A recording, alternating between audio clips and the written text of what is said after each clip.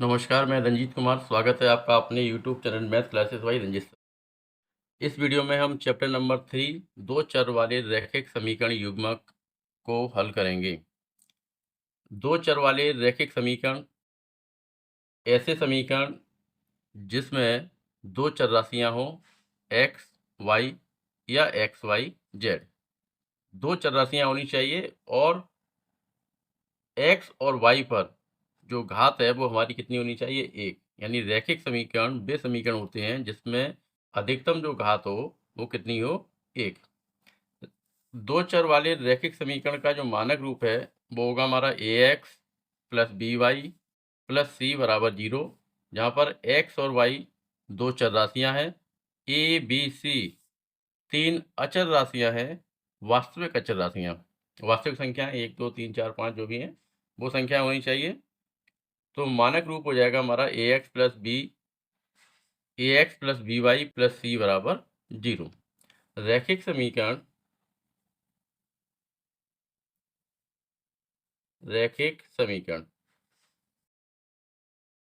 दो चर राशियों वाले रैखिक समीकरण का एक युग्मक अगर हम लें a1x प्लस b1y और प्लस c1 बराबर 0, और दूसरा a2x प्लस b2y और प्लस c2 बराबर 0।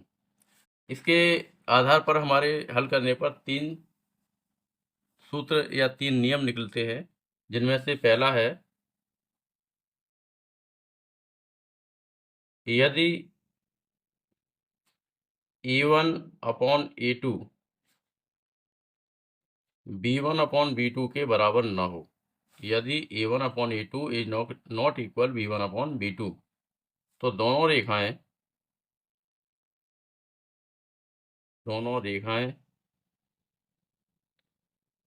एक बिंदु पर प्रतिच्छेद करती हैं। तो दोनों रेखाएं क्या करेंगी, एक बिंदु पर प्रतिच्छेद करती हैं, मतलब काटती हैं।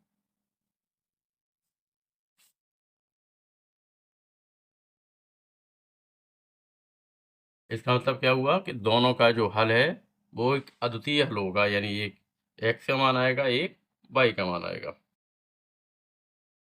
अतः समीकरण का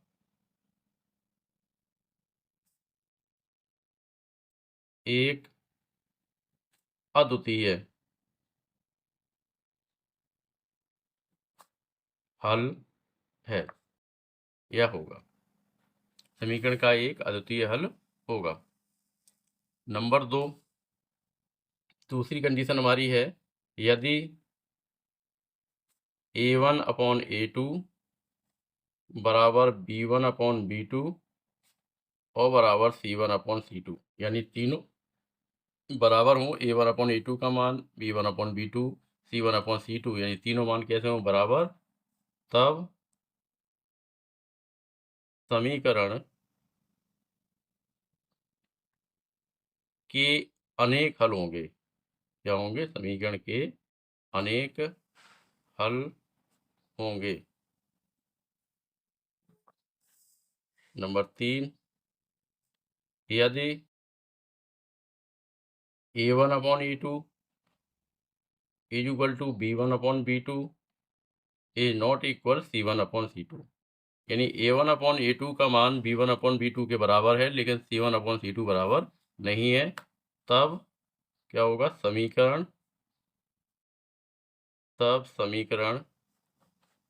का कोई हल नहीं होगा। समीकरण का कोई हल नहीं होगा।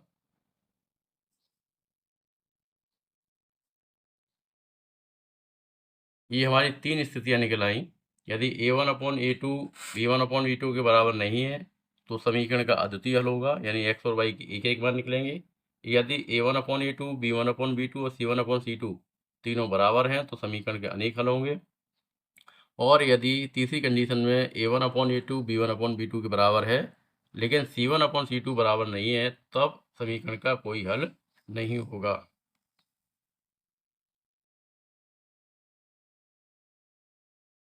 प्रश्नावली 3E के पहले प्रश्न में माना आफताब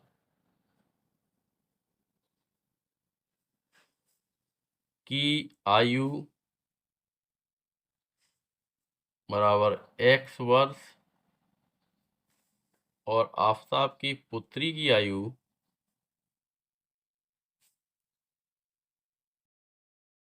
बराबर 22 वर्ष। प्रश्न में दिया है कि आफताब अपनी पुत्री से कहता है कि 7 वर्ष पहले मैं तुमसे 7 गुना आयु का था। 7 वर्ष पहले, अब यहाँ हम लिखेंगे 7 वर्ष पहले। 7 वर्ष पहले आफताब की आयु उसकी पुत्री की आयु की 7 गुनी थी। तो आफताब की आयु बराबर पुत्री की आयु में हम 7 का गुणा कर देंगे तो दोनों कैसे हो जाएंगे, बराबर। अब अभी हमने आफताब की आयु मानी x वर्ष। 7 साल पहले जो आयु है वो क्या होगी, 7 साल कम हो जाएगी। तो 7 साल पहले आयु हो जाएगी आफताब की x ऋण 7 बराबर पुत्री की आयु y ऋण 7। 7 का गुणा हम करके इसे हल करेंगे तो x ऋण 7 बराबर 7y ऋण 7 7 49 पश्चांतर करना है तो x ऋण 7y बराबर ऋण 49 और धन के 7 7 इधर ले आएंगे तो x ऋण 7y बराबर आ गया ऋण के 42। समीकरण नंबर 1। इसके बाद आफताब कहता है कि 3 वर्ष बाद मैं तुमसे केवल 3 गुनी आयु का रह जाऊंगा। तो यहाँ लिखेंगे 3 वर्ष बाद। 3 वर्ष बाद 3 वर्ष बाद आफताब की उम्र पुत्री की उम्र की 3 गुनी हो जाएगी।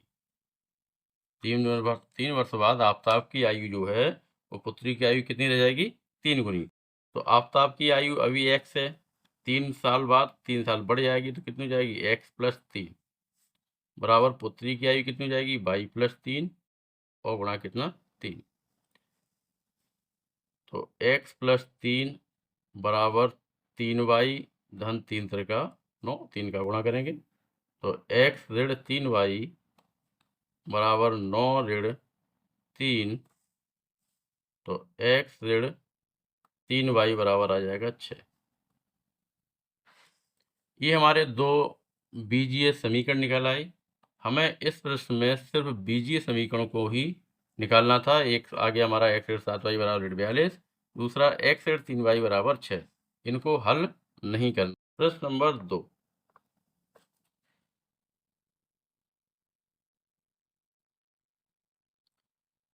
माना 1 किलोग्राम सेब का मूल्य 1 किलोग्राम सेब का मूल्य बराबर x रुपये और 1 किलोग्राम अंगूर का मूल्य बराबर हमने मान लिया 22 रुपये। 1 किलोग्राम सेब हमने मान लिया कि x रुपये के आते हैं और 1 किलोग्राम अंगूर मान लिए 22 रुपये के आते हैं। अब प्रश्न नंबर 2 में दिया है कि 2 किलोग्राम सेब और 1 किलोग्राम अंगूर का मूल्य 160 रुपये था। किसी दिन कितना था, 160 रुपये। 2 किलोग्राम सेब और 1 किलोग्राम अंगूर यानी 2 गुणा सेब कितने, सेब का मूल्य कितना x, 2 गुणा x प्लस 1 गुणा 22 बराबर 160 यानी 2x प्लस 22 बराबर कितना आएगा 160। ये समीकरण हमारा पहला हो गया। इसके बाद दिया हुआ है हमें 4 किलोग्राम सेब और 2 किलोग्राम अंगूर का मूल्य कितना है 300 रुपये। 4 किलोग्राम सेब यानी 4 गुणा x प्लस 3 गुणा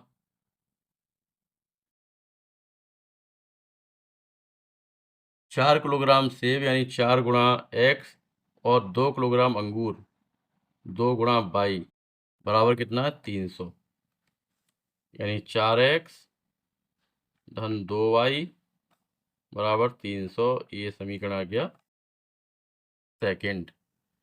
दोनों समीकरणों को हमें ज्यामितीय रूपों में भी व्यक्त करना है। ये हमारे आ गए बीजीय समीकरण के रूप में। एक तो हमारा आ गया 2x + y = 160 और दूसरा आ गया 4x + 2y = 300। अब इन्हें हम ज्यामितीय रूप में भी व्यक्त। पहला समीकरण है हमारा 2x + y = 160, तो x बराबर हो जाएगा 160 - y/2। अब यहाँ पर हम y बराबर, यदि y बराबर 0 लें तो x बराबर आएगा 160 - 0/2 बराबर आ गया 80। अगर हम 2 का भाग 160 में देंगे कितना आएगा 80। y बराबर अगर हम 10 ले लें तो x बराबर कितना आएगा 160 ऋण 10/2 यानी 150/2 कितना आएगा 75। y बराबर अगर हम 20 ले लें तो x बराबर आएगा 160 ऋण 20/2, 140 बचेगा मतलब 70। तो ये बिंदु हो जाएंगे हमारे। बिंदु में क्या लिखते हैं, पहले x का मान और फिर y का मान। तो x का मान 80, 0, दूसरा बिंदु 75, 10, तीसरा बिंदु 70, 20। इस तरह से हमारे 3 बिंदु निकल आए। अगला समीकरण हमारा है 4x + 2y = 300, तो 2y बराबर हो जाएगा 300 ऋण 4x, y बराबर 300 ऋण 4x और बट्टे में 2। यदि हम x बराबर 0 लें तो y बराबर आएगा 300 ऋण 0/2 बराबर हो जाएगा 150।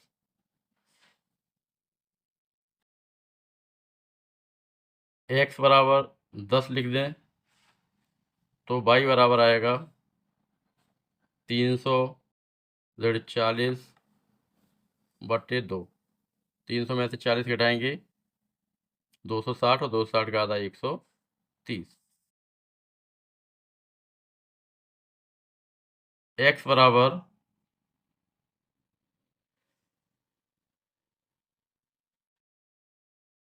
50, तो y बराबर हो जाएगा 300 ऋण 50 रखेंगे 5 चौक 20, 200/2 कितना आएगा 100, 100 का आधा 50। ये आ जाएगा 50,50। तो इसके बिंदु हो जाएंगे हमारे 0,150, 10,130 और 50,50। अब इन बिंदुओं को हम आलेखन कार्तीय तल पर निरूपित करेंगे। तो एक कार्तीय तल बनाएंगे, एक x अक्ष खींचेंगे, दूसरा y अक्ष। इधर की दूरियां हमारी x पे धन की, ऊपर की दूरियां हमारी y अक्ष पर धन की, x अक्ष पर माइनस की और y अक्ष पर नीचे माइनस की। x अक्ष पर हम पैमाने से खाने बना लेंगे, 1 2 3 4 5 6 7 8 9 10 करके खाने बनाएंगे। और एक खाने को हम 10 मानेंगे, 20 30 40 50 60 70 80 90 100 110 इस तरह से। इसी तरह y अक्ष पर 10 20 30 40 50 130 इस तरह से हम x अक्ष और y अक्ष पर खाने बनाएंगे। पहली रेखा का जो पहला बिंदु था वो हमारा था 80,0। तो x अक्ष पर हम 80 चलेंगे, 1 2 3 4 5 6 7 8 और y अक्ष पर 0 यानी y अक्ष पर हमें ना ऊपर चलना है ना नीचे। तो हमारा जो x अक्ष पर बिंदु आ जाएगा वो 80,0। दूसरा बिंदु दूसरी रेखा का है हमारा 75,10। तो 70 और 80 के बीच में 75 होगा और y अक्ष पर 10। तो y अक्ष के सामने हम रेखा खींचेंगे इस तरह से और 75 के सामने। तो ये दोनों जहाँ काटेंगी वो हो जाएगी हमारी 75,10। तीसरा बिंदु हमारा था पहली रेखा का 70,20। तो 70 1 2 3 4 5 6 7 70 70 के सामने रेखा खींचेंगी सीधी और 20 के सामने दोनों जहाँ काटेंगी वो हो जाएगा हमारा 70,20। पहली रेखा के तीनों बिंदु हो गए। दूसरी रेखा का बिंदु है हमारा 50,50। तो एक्स अक्ष पर हम 50 चलेंगे, 1 2 3 4 5, और वाई अक्ष पर 50 चलेंगे। दोनों जहाँ काटेंगे वो बिंदु हो जाएगा 50,50। अगला बिंदु हमारा 10,30, 130, एक्स अक्ष पर 10, वाई अक्ष पर 130। दूसरा बिंदु हो जाएगा हमारा 10,130। तीनों बिंदुओं को सभी बिंदुओं को मिलाते हुए एक जब हम रेखा खींचेंगे तो सारे बिंदु एक ही रेखा पर प्राप्त होते हैं। यानी दोनों समीकरणों से प्राप्त बिंदु जो हैं वो एक ही रेखा पर हैं। अतः दोनों समीकरणों द्वारा जो प्राप्त रेखाएं वो कैसी रेखा कहलाएंगी? समपाती रेखाएं कहलाएंगी। प्रश्न नंबर 3 में दो समीकरण दे रखे हैं, x प्लस 2y ऋण 4 बराबर 0, 2x धन 4y ऋण 12 बराबर 0। दोनों समीकरणों को हमें ज्यामितीय रूप में व्यक्त करना है। तो सबसे पहले समीकरण में x और y के मान रख के, x के मान रख के हम y के निकालेंगे। फिर दूसरे समीकरण में x के मान रख के हम y के मान निकालेंगे। दोनों समीकरणों के बिंदुओं को हम कार्तीय तल पर स्थित करेंगे और फिर देखेंगे कि कैसी रेखाएं हमें प्राप्त हो रही हैं। तो पहला समीकरण है x धन 2y ऋण 4 बराबर 0। तो x बराबर हो जाएगा 4 ऋण 2y। y बराबर 0 लिखेंगे तो x बराबर आएगा 4 ऋण 0। x का मान कितना आएगा? 4। तो बिंदु हो जाएगा हमारा 4,0। y की जगह हम 1 रख दें तो x बराबर आएगा 4 ऋण 2 एकन 2 बराबर आ जाएगा 2। बिंदु हो जाएगा हमारा 2,1।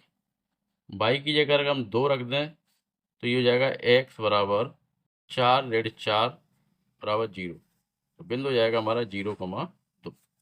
इसी तरह हम दूसरे समीकरण को लेंगे, 2x प्लस 4y ऋण 12 बराबर 0। 2x बराबर होगा 4y 12 ऋण 4y। पश्चात करेंगे, 12 धन का होगा और 4 किसका हो जाएगा? ऋण का। तो x बराबर हो जाएगा 12 ऋण 4y बटे 2।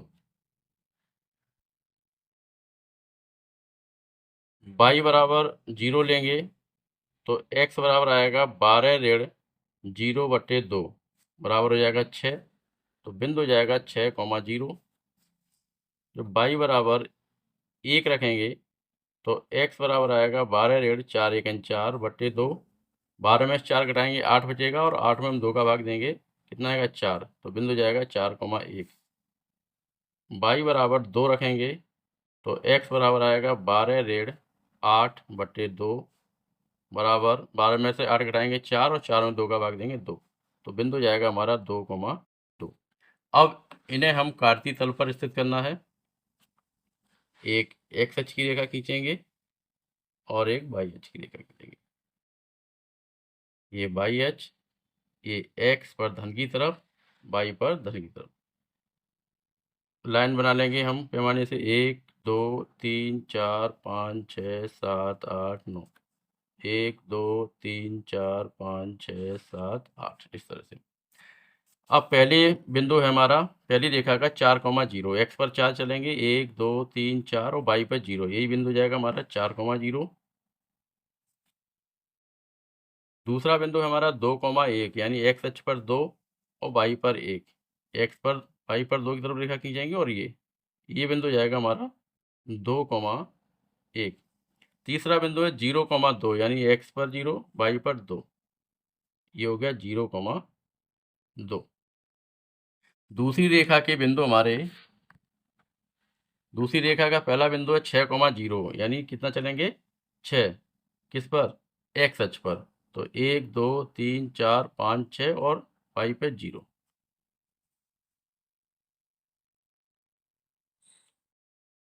दूसरा बिंदु है दूसरी रेखा का 4,1, x अक्ष पर 4, 1 2 3 4 और y अक्ष पर 1, यानी 4,1 ही हो जाएगा।